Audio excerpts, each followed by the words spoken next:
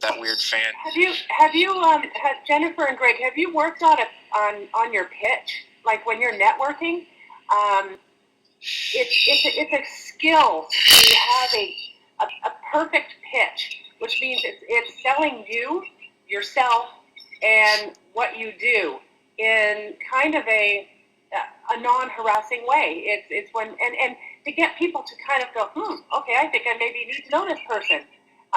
When you do a perfect pitch, when someone talks to me and they're like, "Hi, I'm so and so," and they ask me, like, don't you have like people do research on me, okay? Greg and Jennifer, when I'm out at networking places, people already have known that through talking with friends that I have a 5-year-old, that he's going to kindergarten now, so they find relevant things about me that are my interests other than me being as producer, agent, coach. So they already know that. So you don't give someone the obvious when you're trying to get their attention. It's literally you want to warm up to someone that you've been so nervous to speak to in person, and you want to get their attention somehow instead of just blowing you off. And it's really kind of sitting down and writing out who you are and really getting to know who you are as a person. And if you want to kind of approach someone, make sure you do a little bit of research, even if it's the people in the room, to kind of get some ideas as far as that you heard they just went on a camping trip. Well, great. So did you. You just went on a camping trip. You go up to them and say, "Hey, I heard you just went on a camping trip." Yeah, I'll just say there's a few times where I saw a couple of people at like some get-togethers, and I had wanted to make sure it was the right person I was looking at, but I would like get on IMDb and it's like, what's the most recent project they're doing or whatever. I'd be over here on my phone before I go talk to them, making sure I knew the hell I was talking about. But yeah, I understand what you're saying. They'll have your attention. They're going to want to talk to you. You're not some Goomba that's like going, "Hey, I like your work, and you were great in that movie," and then you forget the name, or you're not prepared. So really, it's the business side of the acting side is to really be prepared, do your research, and make requests. And you will not always get all your requests. But that's what a request is. A request is like asking a question to someone. So you don't always get you don't always hear what you want to hear. But I would say 85%, if your request is sincere and they know you and they trust to help you, they're going to help you, like hands down. I see it happen all the time when I'm telling people, like, put their list of requests together from their map of relationships, start writing out who knows you. And you can kind of do it in different ways. You can put it at the people closest to you. A lot of people start out with their family, their friends. Then they go out to kind of the casting directors, writers, producers, and these are people who you know. And then you kind of make sure that you've got them on your team in order to make those requests. You make about 20 requests in a week, you're going to see something change immensely with your life, especially when you tell them what you're doing and what your goal is and what your path is, and that you need a little bit of help, to get there or to do this. It doors open all the time for people who make the requests. If they sit at home and wait for it to kind of, I'd love to do this and I want to do that, that's what happens. We procrastinate, and it's very easy for us. It's a safe bet for us to procrastinate. It's a safe zone. So yeah, it's go ahead, Ken. Yeah, I was just going to say it really is like funny how when you put things out and you really just make the decision of going to do it, really like doors start to open up. Like I can, a story like when I was in Los Angeles. This was back like in maybe 2000, something like that. So I, was out there and I basically made my living working as a personal trainer. So I had my training business going, and a good friend of mine, she ended up becoming the personal assistant to Bruce Davis. Bruce is one of the actors where they may not know him by name, but when they see him, they're like, "Oh my gosh, I know this guy. He's been in like a bazillion different things." So he was getting ready for a film, was needing a personal trainer. And so they're like, "Oh, you need to meet my friend, blah, blah, blah." So he hires me to be his trainer. We're working, And then, of course, we kind of formed a little bit of a, friendship from there. But then we, he knows I'm an actor, pursuing acting. We started talking about stuff. It turns out my teacher, Alan Miller, was like his teacher many, many years ago as well. And and then that little spark right there, just having that bit of the connection with Alan, because of the respect that he had for Alan as a teacher, and he had studied with him, he's like, oh my gosh, that's great. So it created a whole different level for us to communicate on.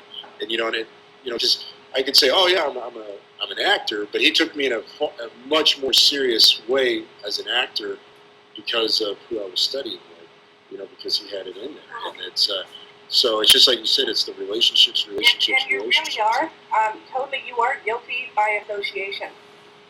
It's a fact. If you are friends with someone who doesn't like someone, then forget that. They're not going to really request you anything because they can't stand the other person that you're associated with.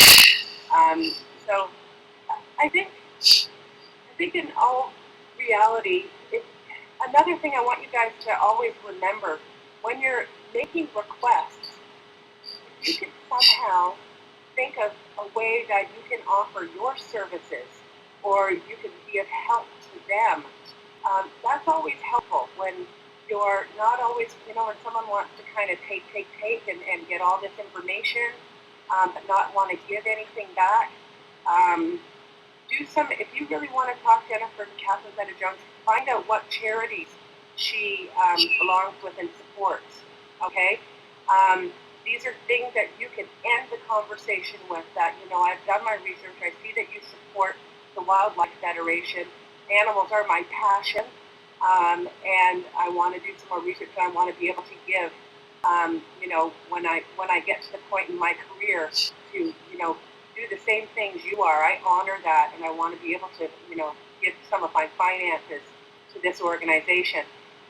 It's just very light. It's not like this is, you're not making a statement. You're just making kind of, I want to offer something as well in humanity, to recognize the good heart that she has as well. And something totally unrelated to acting. That kind of thing. So Deborah, with the 30-second elevator speech, could you kind of share like for example, maybe your 30-second speech, so they can kind of have a sense of like what it looks like, or any of your clients like your favorite speech. The 30-second elevator speech for me kind of works on what my goal is at that time. So if I'm down, if I'm doing a film festival and I'm trying to pitch my short film or my feature film, it's my tagline of my actual film that's going to either get someone interested or not within 30 seconds. It's what they're looking for or they're not looking for. If it's me personally, I have to be honest with you guys. In the Vancouver market here, it's right now for me, it's very small. Almost everybody here knows me, and so I guess I'm going to say I'm procrastinating. I'm getting lazy. I don't really have to pitch myself here, but I have to pitch projects and I have to pitch for producing, and generally those log lines are more towards the project, not me. I'm not selling me, I'm selling a project or a product. But the actors' taglines, I'll give you a visual of a really, really kind of funny, but I want you guys to tell me this tagline, what visual do you get right away if you haven't met this person, or if he was online right now and you couldn't see him, and he said, "Hey everyone, I'm a junkyard dog, but I'm a puppy in disguise." Junkyard dog, but a puppy in disguise. What visual do you get as far as if he was talking to a casting director, or if they didn't see his headshot, or I'm a junkyard dog, but I'm a puppy in disguise? Probably a big, woolly, gruff guy that's a softie. I see a big guy. Yeah. He's basically like a kind of rough around the edges, his look. So he's described his look. Then he's described his personality. He's a nice guy. You know, so these are very, you know, like, and it's very short and sweet, you know, and it's funny. I've been in situations with him when he's said, it's like, hey, who are you, or where have I seen you on? And, you know, or he just kind of talks, and he's like, hey, I'm the junkyard dog, but I'm a puppy in disguise. You know, like, and it makes people go, huh? What? You know, like, it makes it open for conversation, like, who the heck is this guy? And makes people want to know who he is and what he's done. So I've watched people use their taglines, their log lines. There's so many pitch lines to use to introduce themselves. You know, I think that one worked for one of my clients, Bobby, because in situations he was in, everybody knew he was an actor. So he didn't have to say that I am an actor or create that type of pitch. But I think it's really what it comes down to with your pitch is going to depend on the person you're speaking to, the kind of research you've done ahead of time on that person, so that you can say something almost unrelated to the industry to sure. kind of get their attention. Yeah, I just would try to connect with them, you know, just on a humanistic level, and then of course I always had my card there to hand them at the end. If they wanted to know my tagline, I was the lovable loser. So it's the dad from Kansas. But you know what? Lovable loser doesn't give me a visual.